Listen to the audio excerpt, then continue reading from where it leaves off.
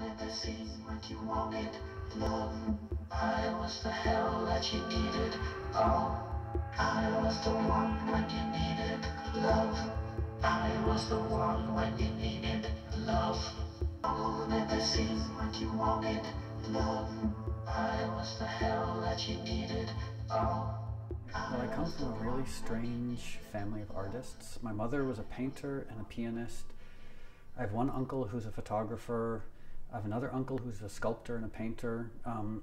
So I grew up in this environment where we would meet up for Thanksgiving and Christmas and only pretty much talk about art and politics. It's odd because I've been a photographer now for 35 years. I started out when I was 10 years old. My uncle, who was working at the New York Times, gave me his sort of hand-me-down camera equipment. So he gave me a Nikon F and a Yashica Mat 120 and his old Omega D2 enlarger because he wasn't using them anymore.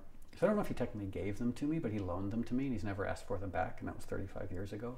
So I started shooting film and started developing my own film and printing my own pictures, which was quite hard because I was broke.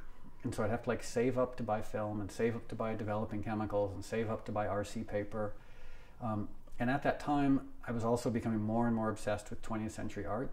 And some of my favorite artists were people who had quite a sense of space in their work, like De Chirico, his metaphysical paintings, Edward Hopper's less known paintings, like some of his more New England based work.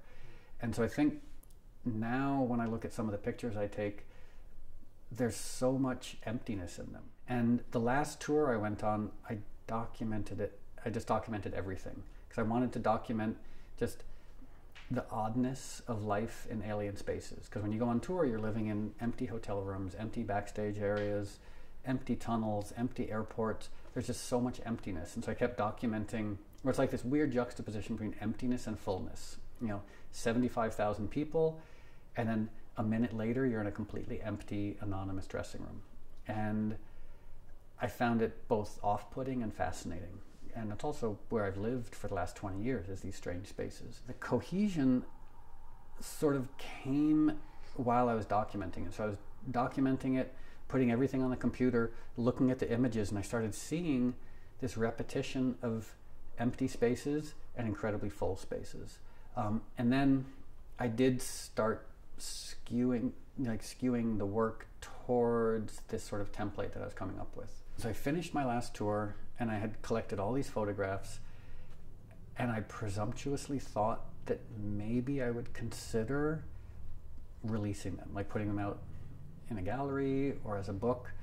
So I went to a few of my friends who are artists, like Will Cotton and Damien Loeb, and I showed them the work. And I sort of was hesitant. I expected them to say, you know what, stick with the music, leave the art to the artists. And instead, they're both really supportive. I was born here, and I grew up in Connecticut and moved back here in the late 80s. And most of my friends are people I moved to New York with were also painters. So it's weird, like I was the musician and they were in the art world. So oddly enough, I don't really know much about the music world, and I know a lot more about the art world because those are most of my friends. So, Cecily Brown and Inka Essenhai. Inka and Cecily have gone back, like at times been a little more abstract, but generally more sort of like figurative oil painters. In fact, so as far as artists who I really like right now, I just saw Inka Essenhai's most recent show. It was a series of monoprints that she did, and they're phenomenal. I wouldn't know how to classify them, but they're just beautiful. And my mother was an oil painter. Most of my friends are oil painters. So I love photography, but I've always felt, probably wrongly, that the real artists work in oil paint. Because that was instilled in me with my mom, who was always working in oil paint. So photography excites me, and I love working in it. I'll always be a little apologetic of it, to be honest with you. Because I see, like Damien, for example, it takes Damien about 3 or 4 weeks to finish a painting, and I come along with my camera and I can, in an 1/8 of a second, have a finished picture. So that spontaneity is one of the things I think that makes photography so exciting.